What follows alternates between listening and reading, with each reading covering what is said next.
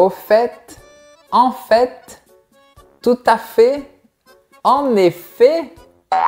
En français, on utilise beaucoup ces expressions.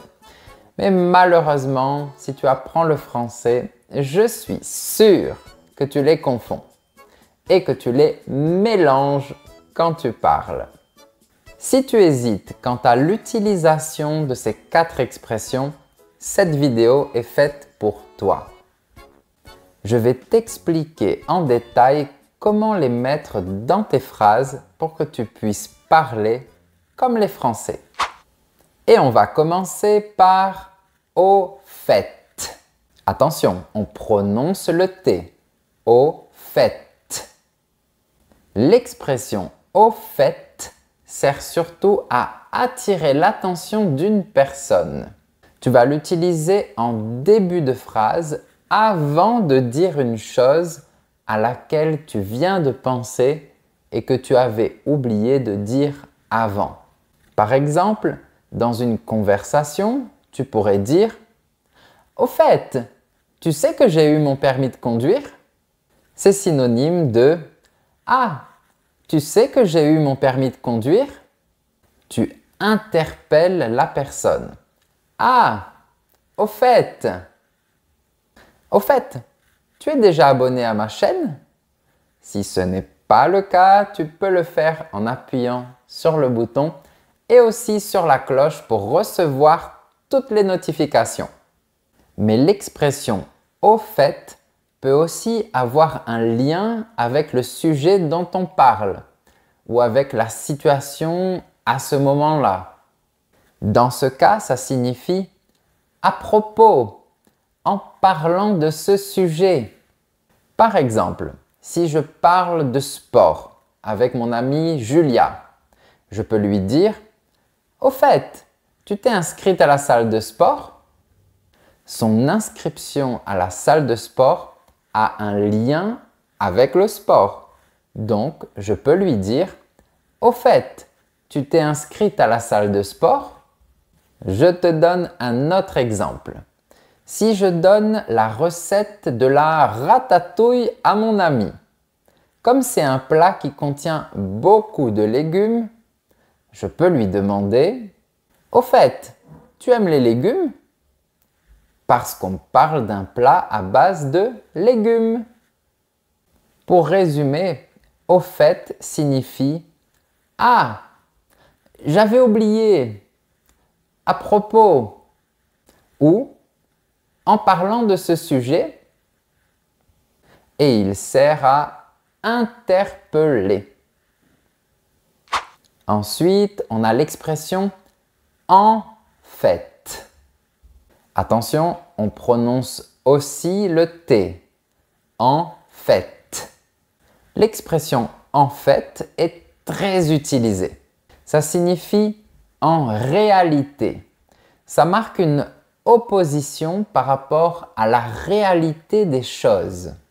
Par exemple, il dit qu'il est majeur, mais il ment.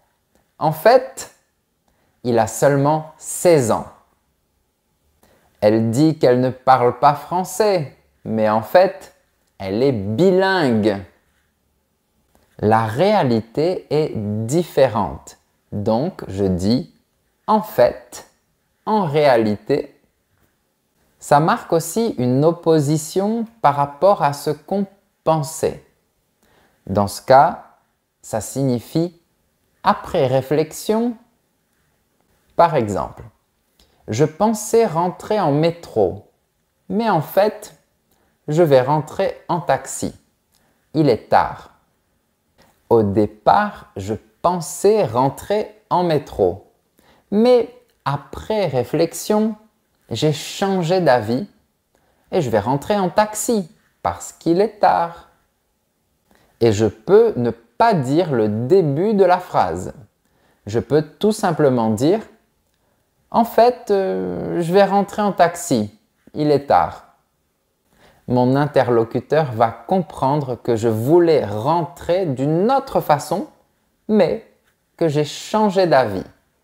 Pour résumer, « en fait » signifie « en réalité ». à vrai dire ou après réflexion. Et on passe à l'expression tout à fait. Attention, on ne prononce pas le T. Tout à fait. Ici, on a deux sens.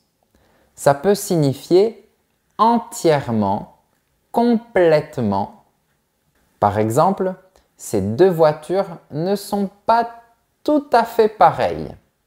Ça veut dire que ces deux voitures ne sont pas complètement pareilles. Ils ont tout à fait raison. Ça veut dire qu'ils ont complètement raison. Ça, c'était pour le premier sens de tout à fait.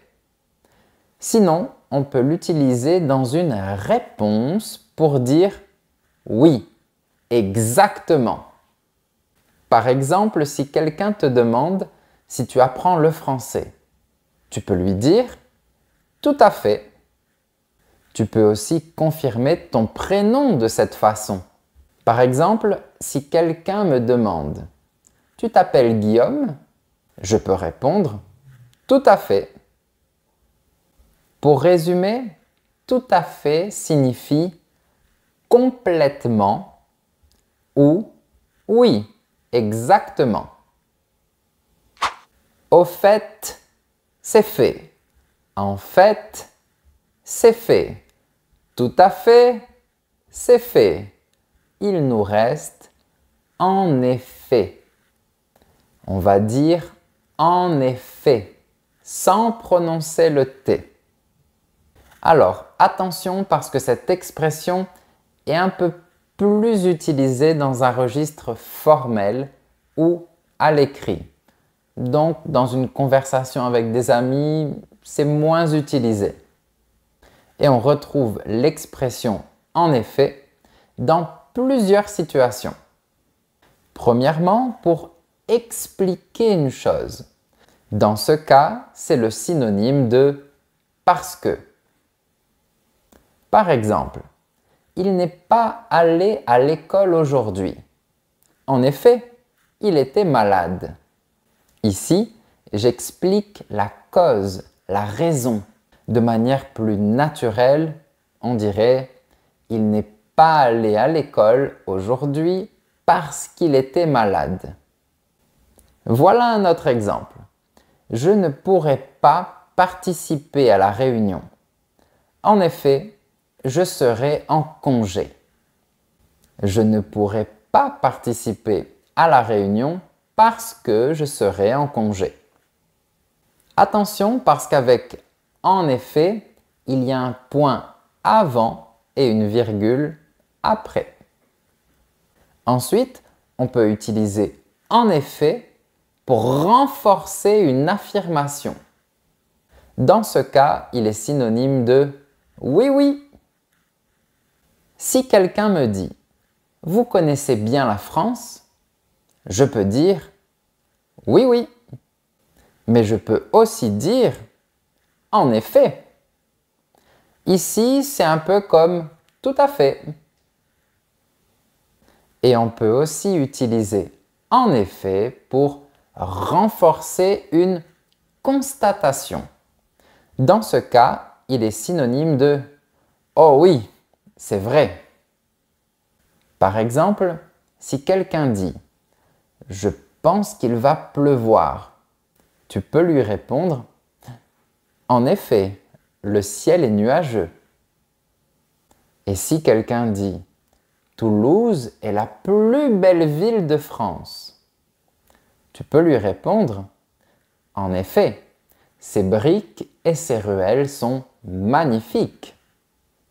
Pour résumer, « en effet » signifie « parce que »,« oui, oui » ou « oh oui, c'est vrai ».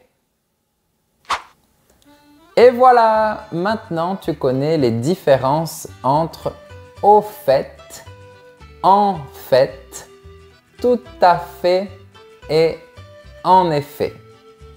Au fait, si tu veux voir cette leçon à l'écrit, elle se trouve sur mon blog professeurfrançais.com. En fait, c'est plus facile de cliquer sur le lien dans la description de la vidéo. De cette façon, tu verras si tu as tout à fait compris la leçon. Si tu as aimé cette vidéo, tu peux mettre un j'aime et tu peux également t'abonner à ma newsletter gratuite spécialement pour toi. En effet, ça t'aidera à progresser. En fait, c'est le moment de se dire au revoir.